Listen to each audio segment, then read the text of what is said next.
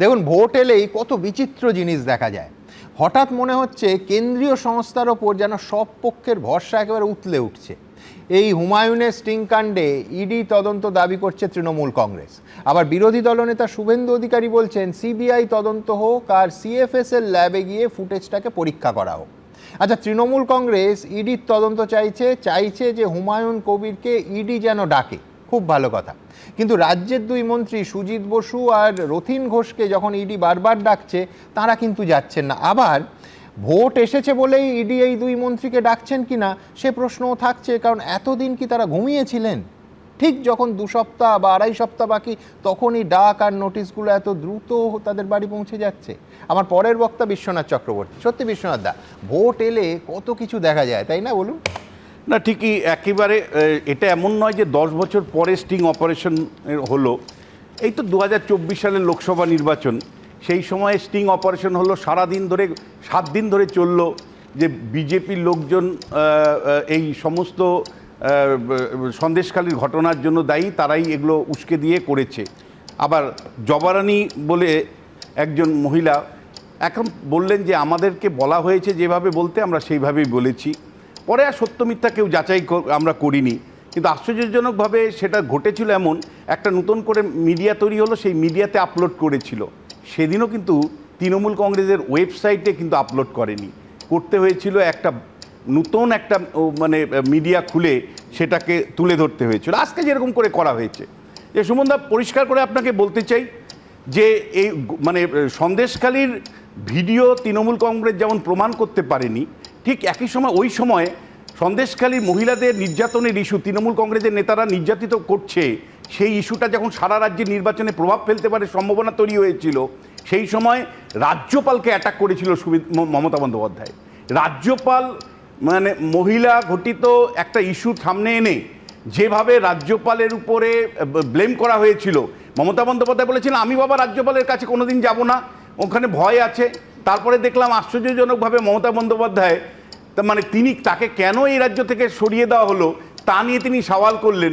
শুধু তাই নয়, মানে লাল কার্পেট পেতে পাতা হলো এবং তিনি রাজ্যপালের কাছে গেলেন এবং একের পর এক সমীকরণ সেখানে দেখলাম।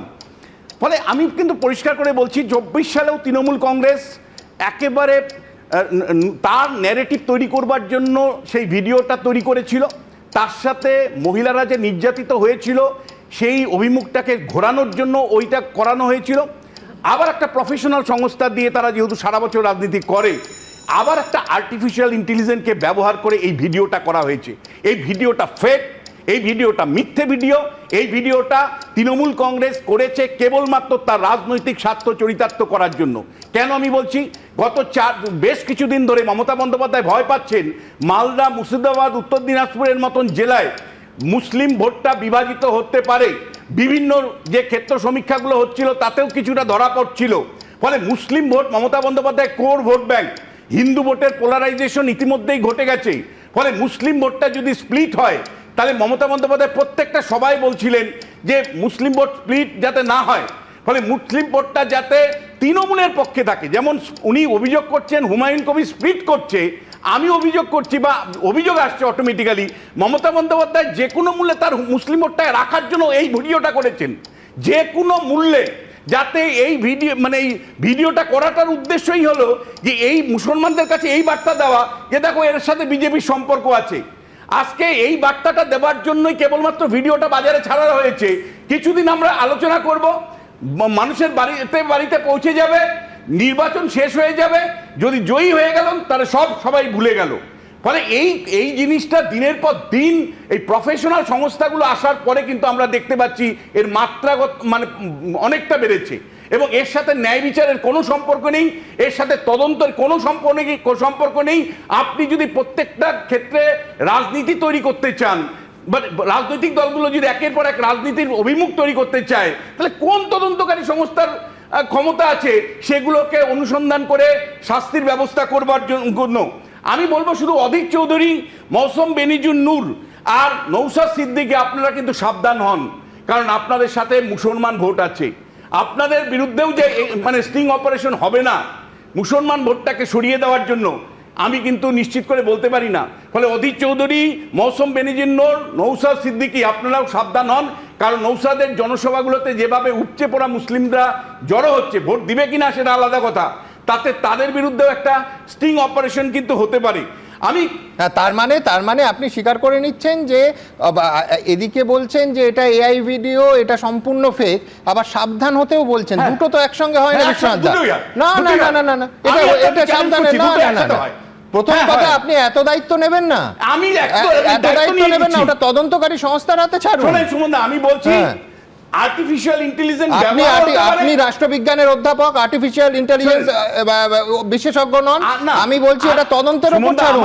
অভিমতটা আপনি একটু বলতে দিন। না, অভিমত বলুন। আমার প্রশ্ন হচ্ছে, আমার আর্টিফিশিয়াল ইন্টেলিজেন্স যেখানে খাটবে সেখানে আমি ইউজ করব, আর যেখানে আমার ক্যামেরা খাটবে আমি সেখানে ক্যামেরা। কিন্তু আমি বলছি যদি আর্টিফিশিয়াল, আমি এবং আপনি একটা জায়গায় একমত যে আর্টিফিশিয়াল ইন্টেলিজেন্সে সব করা যায়, তাহলে আর আপনি সাবধান থাকলেন, অধীর চৌধুরী সাবধান থাকলেন, নওশাদ সিদ্দিকী সাবধান, কি যায় আসে? ক্যামেরার সুযোগ আমি প্রাইমারি তার মানে আপনিও কোথায় ভাবছেন যে অসাবধানতাবশত এই ধরনের ফুটেজ উঠতে পারে?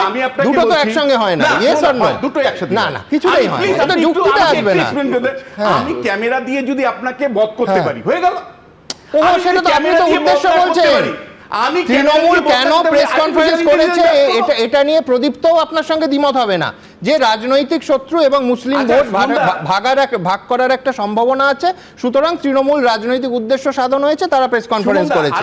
কিন্তু তাতে তো অধীর চৌধুরী, নওশাদ সিদ্দিকী, মৌসুম বেনজির নূর সাবধানে থেকে কিছু করতে পারবেন না। 2024-এর লোকসভা নির্বাচনে তৃণমূল যে শেষ পর্যন্ত মহিলা ভোটটাকে ধরে রাখতে পেরেছিল এবং বাড়িয়েছিল কিছুটা, সেটা কিন্তু ওই স্টিং অপারেশনের প্রভাব। অর্থাৎ স্টিং অপারেশনে যে তৃণমূলের নেতারা যেভাবে মানে নারী নির্যাতন করেছিল, সেই নারী নির্যাতন, কিন্তু আমি বলছি গভর্নরের কেস, গভর্নরের কেসটা হায়দ্রাবাদ ল্যাবের উপর আমরা কিছুটা ছেড়ে দিই। আচ্ছা, গভর্নর, আপনিও বিশেষজ্ঞ নন, আমিও নই। আমি যে গভর্নরের যে কেসটা, সেটা জানি আমরা ভুলে না যাই। সেই গভর্নর হঠাৎ করে ভালো হয়ে গেল, যার যাকে দেখতে হয়, এটা বহুবার আমরা অনুষ্ঠানে করেছি, তাতে অসুবিধা নেই। মনে হচ্ছে না তৃণমূলের মানে এত যদি জেনুইন ভিডিও হয়, তৃণমূলের ওয়েবসাইটে কেন? আমি জেনুইনও বলছি না, আমি ফলসও বলছি না, আমি বলছি দুটো কথা। দেখুন বিশ্বনাথ দা, লেটস এগ্রি। এক হচ্ছে যে সাবধানে এআই দিয়ে যদি করা হয়, তাহলে সাবধানে থেকে আমি আপনি কোনো কিছু পাল্টাতে পারবো না, একদম। দুই হচ্ছে যে আপনি কোন ল্যাবে টেস্ট করে বলে দিলেন যে এটা ফেক অথবা ঠিক, আমরা কেউ জানি না। Let's be honest. অধীর চৌধুরীদের সাবধান করছি যে ওদের সাথে তো মুসলমান ভোট আছে, ফলে আমি ভয় পাচ্ছি যে ক্যামেরা যদি আপনি বরঞ্চ অন্যভাবে সাবধান করতে পারেন, যদি সাবধান করতে চান, যে দেখবেন ফলস কেস না হয়, যেটা এর রাজ্যে কমন। একটা সাবধান করছি শুনুন না, ফুটেজের দায়িত্ব কি করে নেবেন? এটা মানে হুমায়ুন কবির বলছিলেন যে অধীর চৌধুরীকে হারানোর জন্য কিভাবে হিন্দু মুসলমানের বিভাজনটা করা হয়েছিল, এবং এটা সেটা বাস্তবিকও দেখেছি। এটা তো সবাই আমরা মানবো, আমাদের রাজ্যে ট্র্যাজেডি হচ্ছে ধর্মের নামে ভোট ভাগ করা, এবং যেখানে সেই সম্ভাবনা থাকে সেই জুজুকে যেন তেন প্রকারেণ রাজনীতির ময়দান থেকে সরিয়ে দেয়া। এই তো ভারতবর্ষের রাজনীতি। তুমি যেমন জেনুইনিটির দায়িত্ব নিচ্ছ, আমি তো দাবি করছি আমার বিরুদ্ধে কেস করা বলছি, ঠিকই আছে। তার মানে আমি তো রাজনীতি করি, আমি তো সবসময় মিথ্যে কথা বলি, এরকম তো রাজনৈতিক বিশ্লেষকরা বলেন আর কি, যে রাজনীতি করা মানে মিথ্যে কথা বলা, এটা তো দায়িত্ব নিয়ে এখানেও বলা হয়। আমি শুধু হঠাৎ করে আমার নরেন্দ্র মোদীর কথা মনে পড়ে গেল। রাজনীতি করা মানে জনসেবা করা, ঠিক আছে মানছি, আমি সব মেনে নিয়ে আমার হঠাৎ করে নরেন্দ্র মোদীর কথা আবার মনে পড়ে গেল। কেন বলো তো? আকাশে মেঘলা, এখন তো মেঘলা আকাশ, রাডার কাজ করছে না।